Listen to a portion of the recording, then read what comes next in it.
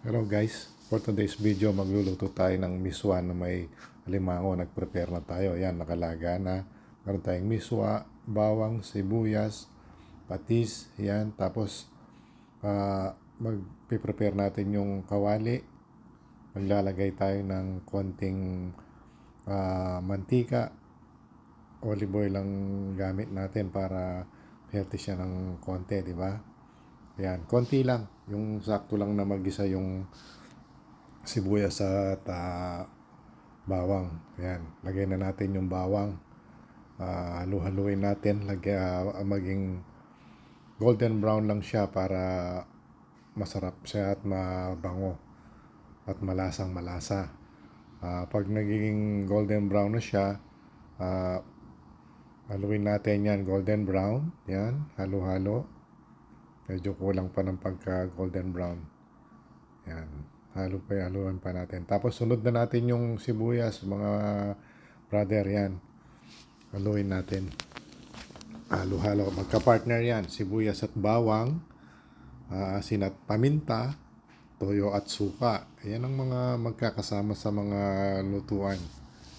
Sibuyas, bawang. Yan. Sige, haluin lang natin hanggang maging translucent yung sibuyas. At magiging masarap yung ating miswa. Yan. Yan, golden brown na. Ilagay na natin yung crab, yung alimango. Yan, nakalaga na yan.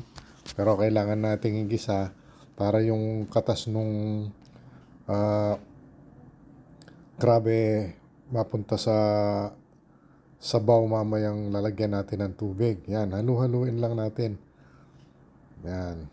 Mas masarap yung gisang-gisa yung yung alimango para malasang malasa. Yan. Tapos lagyan natin ng konting patis. Yan, patis.